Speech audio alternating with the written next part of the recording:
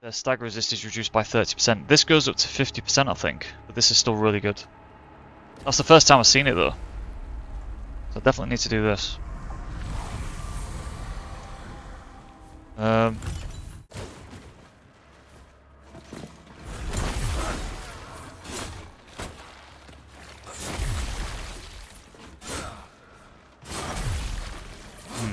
These guys are super tanky, but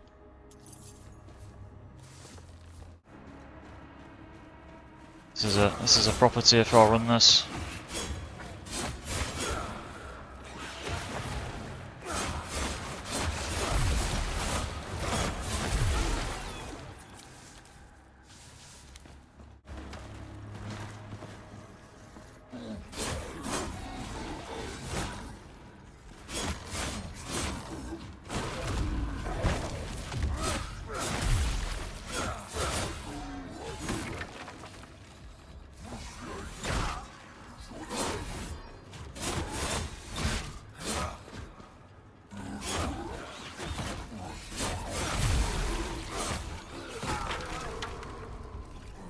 Should be good.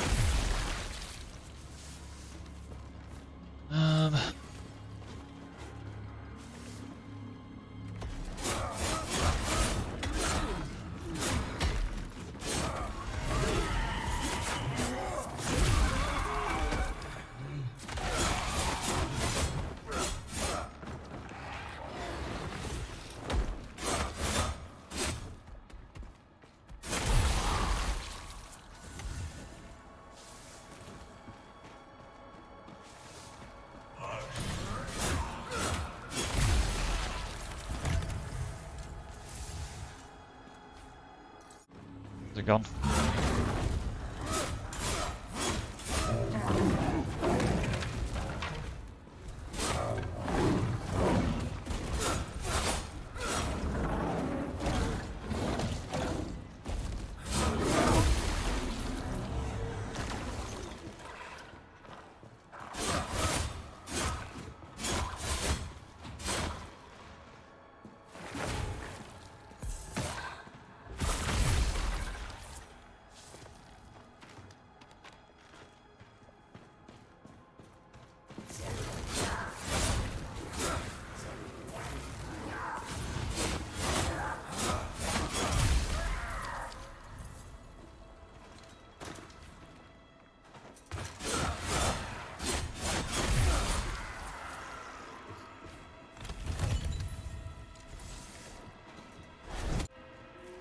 A lot of status effects to it, so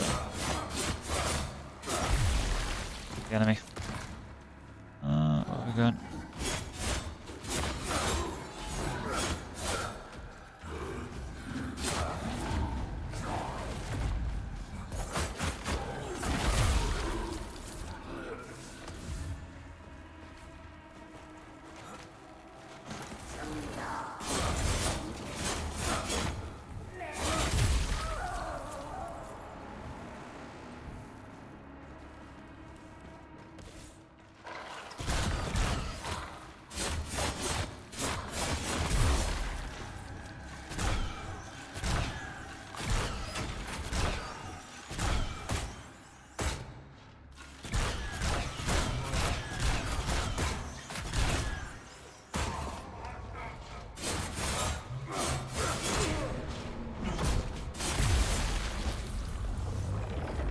Very good. Less damage at high health. They do more damage when on low health. And when I've got low stamina, I take 30% more. Yeah, I'm gonna get 2 hit, 1 hit. I'll give it a couple of goes. Doing good damage though, to say he's got boosted health, but what is that? Ah.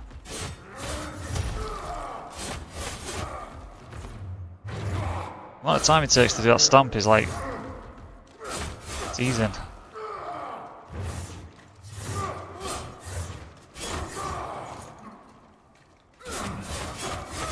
Right, he does extra damage now. He has less health, but he does extra. He's back to normal health now.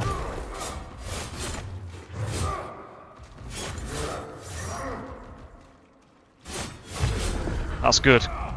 That's good. One more hit I can do a stab. Which I really badly need right now. There we go, look at that. This is doable. This is doable.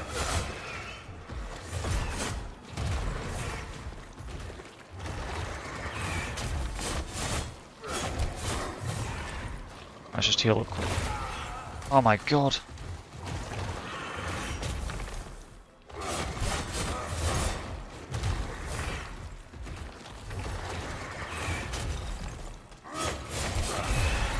Tell you what, that is good.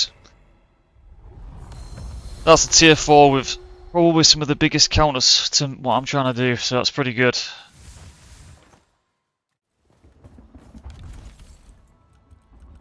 So it's very similar to the other assassin builds I've done, but in some ways anyway, because this dagger is something that I had dropped, so that's why I did this build. 30% large damage to large enemies, extra crit damage. Those are the main 2 stats that you want. But obviously you can't always get them, so these builds that I'm going to upload for this patch can kind of work even without, you know, the extra bonuses on the enchantments. But yeah, same as always, you want these daggers with fast range, so you can do the stab, dash in, stab, do a couple of hits, get out again. So that's why I use these daggers, really like them. They've added crit chance, so 10% crit chance, 200% crit damage. So you want a bit of extra crit damage as well, because this is how this build's going to work now. You want the crit damage, which is crazy damage with this setup. If you can get the higher gem for lifesteal, you get 12%. You can do bleed as well. I'm going to try that. But for now I'm doing lifesteal because lifesteal's instant. So if I attack this enemy and hit them, it will give me lifesteal. But if you have the bleed lifesteal, it will not give you lifesteal straight away. Bleed lifesteal takes a tiny bit of time to do that. So for this build I think it's a bit better. In terms of the gear, you want crit chance. So I've got obviously the 10% base crit chance there, 12% there, another 12 and another 12, so what's that, 46%. Then for crit damage I've got 200% plus the 229, so that's 229, and that's all I've got for crit damage really. Because it already has base 200% crit damage, you don't need loads more really. Because yeah, it's not as effective to get more crit damage when you've already got 200% base. So yeah, 46% crit chance, 229 crit damage, really good. Damage to large enemies, really good. Bit of extra physical damage there as well if you can get that, but the main stuff you need is that crit chance, crit damage. I've put 2 health regens in. The reason for that is yes, I've got some lifesteal, but it's not crazy. It's good lifesteal, but it's not a crazy amount. So a lot of the time you're outside sort of the fight, waiting for the right time to go in, doing your hits, and when you're outside you're just getting a bit of health back. Now one stat that goes with that is healing increased on low focus. So I have a lot of cost reduction for sort of the negatives on my gear because focus isn't really that important. Right now I've actually got, what's my focus right now? Yeah, 250 focus, so it's enough focus for me to do one of my attacks, but they cost 182, which is a lot, but I use the Jewel Breaker because it's a really good quick attack with high damage. I think it costs 100 base, but for me it costs 182 because of the mods I've got on, which is fine because I want to operate in low focus anyway because I get boosted healing. So my life still gets boosted when I'm on below 50%. My healing over time on these two, which is 15, so that's 3 health a second, that goes up to 4.5 health a second. So this is a good way, you know, when I need to heal, I just pop the heal rune. And then when I pop the heal rune, like this, it gives me health, and then I'm also on low focus, so I start getting a heal boost from it.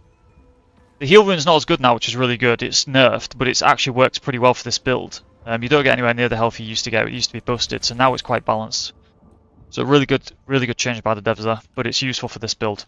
I don't use it on any other build though. Maybe the bow range build it'll be good, but it won't be good on any other melee build, the heal rune. So really happy with that. That's how it sort of sets up really. I have 2 leather pieces, 2 mesh pieces here, because I want to be in the fast range. So 30 equip load is a lot, but I like to be fast. You need to be fast with this build. And you'll see there's like it's a high risk, high reward build, which I enjoy using.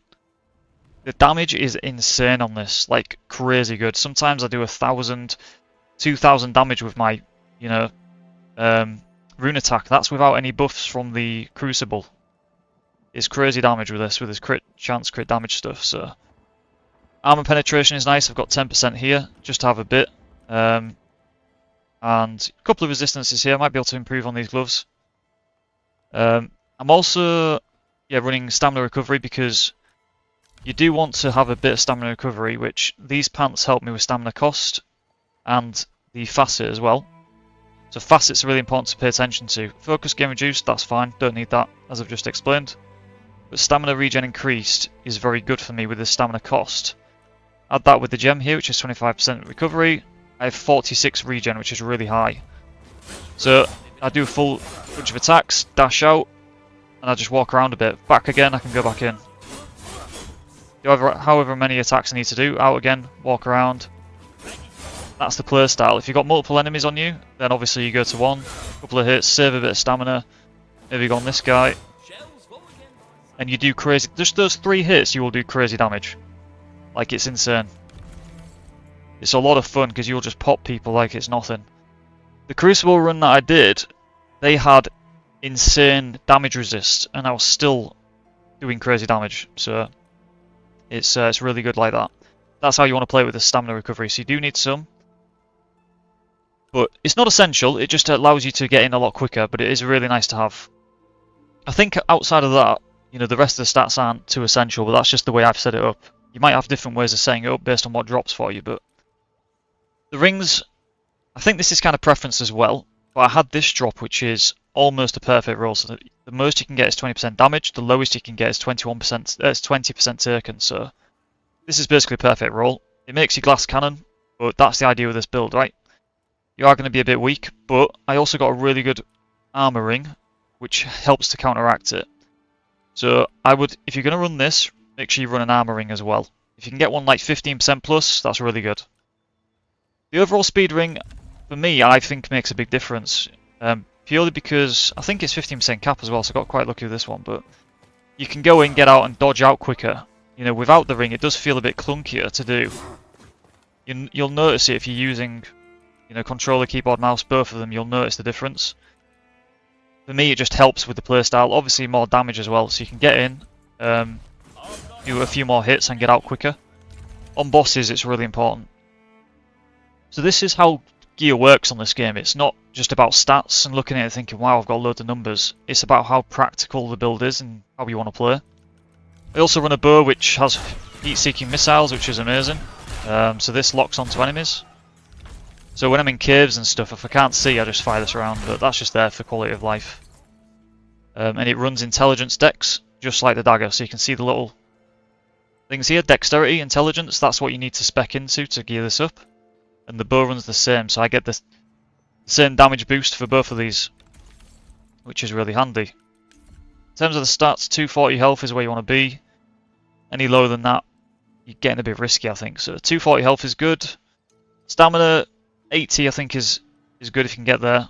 You don't need a crazy amount of stamina, like I said, because the idea with this is get in, do some damage, and get out and let it recover. You don't need to be in the fight the whole time, so. With the rest of the stats, damage here just as much as you kind of really need. If you can get to 100 plus, you're doing pretty well. But 30 in equip load is a lot, but it's worth it. If you want to play in the fast range, and you want to play the way that I'm playing, medium roll is good, but it would not play anywhere near the same. You would have more damage because you could drop like 10 equip load points and put them into damage, but you wouldn't have the speed and the way of getting in and out as quick. So in my opinion, this actually is the best way to build it with the crit chance and crit damage that's been added to the game. So it's made it really good. Focus, the reason I've got 250 is because I have to. The max focus I can have is reduced, so I have 24% reduced, so I can actually only have about 190 focus right now. And because I've got focus cost increased on 2 pieces, my focus abilities cost an extra 44%. So the abilities at the bottom should cost 100, they cost 182. So that's why I need to have 250. So I literally spend all my focus on one ability, which is fine. Because as I explained earlier, what do I want to do? I want to operate in low focus as much as possible to have more healing, more lifesteal. Then if I get over the top on focus, I spend it. So that's the way this works, and it works really well. And it's crazy damage as well. You could definitely do a focus version of this. This is a stamina version, which I think works really nice because you're always able to put damage out in a stamina version, which I like. You're never waiting for focus or anything like that. You absolutely could do a focus build with this though. And I might do a focus version down the line to get the gear for it. But I like stamina builds more, personally. Move speed is insane with this as well. 11% on the pants, 15% here. So you are literally lightning fast. Like, if you play on a two-handed build, plate armor build, and switch back to this, you feel like you're Flash basically.